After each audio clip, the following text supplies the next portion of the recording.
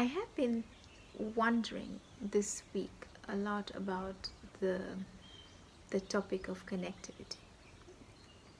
And what I mean by that is the I've been exploring or figuring out for myself the ways in which we are all connected, and it is very apparent, of course. The most immediate thing where one can see this is in the garden, and you realize that in a very commonsensical way. This is not rocket science at all. When you see that, okay, the seedlings are connected to the soil, and through these mycorrhizal fungi that helps the little root hairs connect to the soil to pick the nutrients. So that is a connection. It is probably, I think, in biological term, it's the synapses, the part where the neurons connect with each other, but please don't quote me on that. It's something that I sort of am remembering from school. But that, for example, there is a connection. There is a connection between the seeds and the soil, and then what I'm doing as a gardener is I'm aiding it by putting water, which just helps to gather this up. And of course, water is of course needed very much for growth.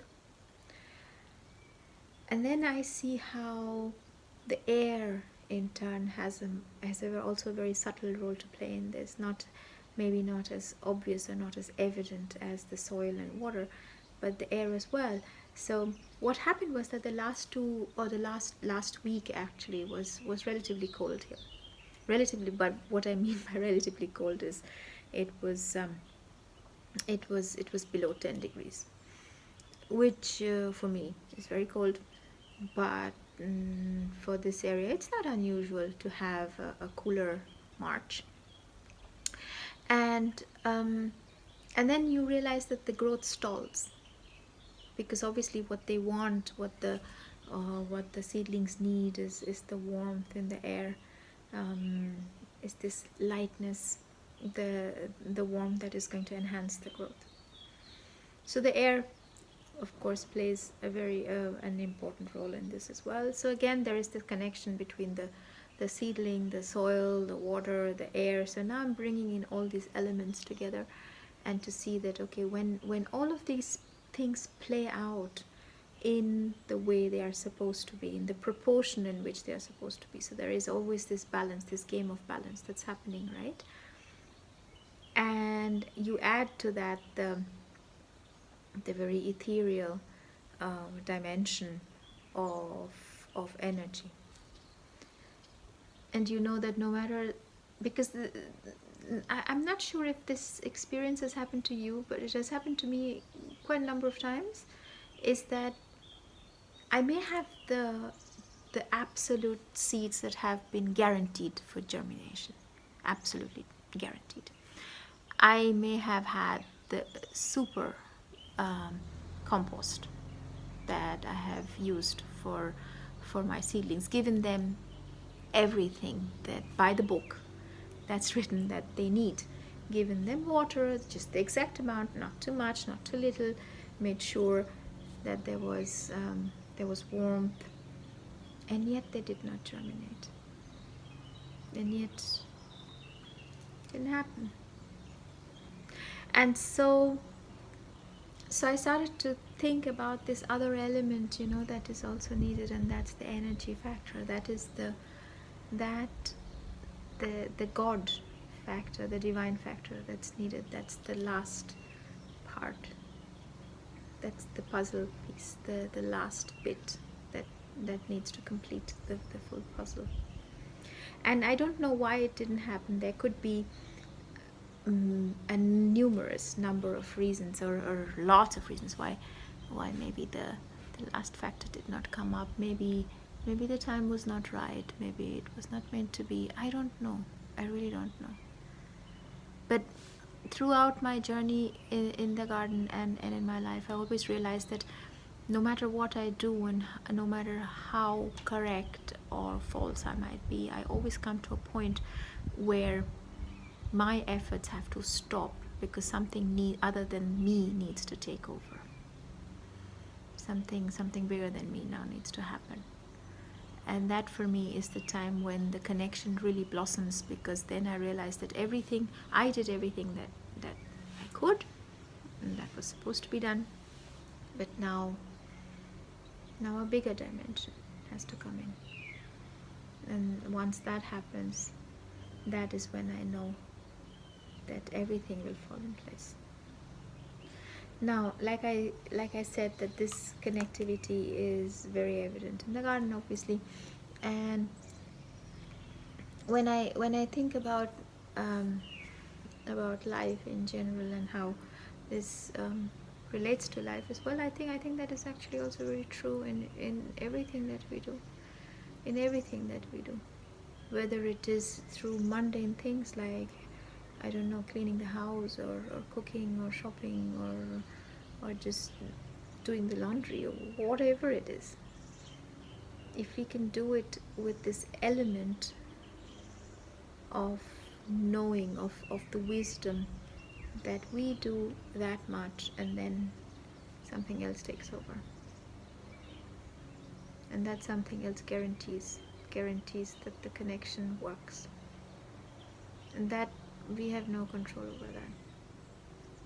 And once this realization comes, it's actually a very, very fabulous place to be in. It really is. Because we as human beings, we are limitless possibilities. We just don't explore the full thing because we keep restraining ourselves actually within our own minds and think that our own minds are the ultimate and are going to get us everything that we always wanted, and which in a way is true, but again, up to a certain point. It's a very Renaissance way of thinking, and I'm actually really surprised that even many professionals in Europe or in America these days, they still hold on to this belief, which when you think about this Renaissance, I mean, that's a long time ago. We have evolved since then. And the Renaissance way of thinking, which just meant that man is the ultimate and made in the image of God, and we can do everything and there are answers to everything. But that was in the 1500s, 1400s, 1500s, 1600s. So I don't understand why somebody needs to hold on to this archaic way of thinking, because I just think it's limiting. It's really, really limiting your belief, limiting your potential, limiting everything if you want to push a bigger idea into a smaller compartment. And so perhaps it's time, and I'm pretty sure that all these beautiful new souls that are there right now in our world, who are illuminating the world, because everywhere you see and you go, you meet lots of new souls who are enlightened. They're like little bulbs of light. And so the new way of thinking is really to recognize that we are limitless, number one, and that we surrender to the bigger grace, because that's when the connection comes in. That is when the divine has a way to express itself through us, because that's who we are channels, and leads us to be more in touch with ourselves and with everything around. Because I think I'm just trying to remember who it was. I think it was the poet Matthew Arnold. I have to check this. I should actually do scripting for this before just record something so that I know what I'm talking about. But never mind, this is all impromptu, and you know that, right? So please forgive me if I talk rubbish. The Matthew Arnold, I think, was the poet who said that every man is an island. And yes, of course, but then go below the water and what do you have? The islands are all connected because it's one landmass, and the water is in the pockets. Just saying, Mr. Arnold. Sorry about the noise, by the way. I think there is a helicopter that's somehow patrolling. Sorry, I had to switch the video off because the helicopter was really loud, but now I'm back. So just to end our conversation, or actually my monologue in this case, but I would actually love to hear from you. So if you have something to say, please write in the comment box below. I'm always looking forward to interacting with you.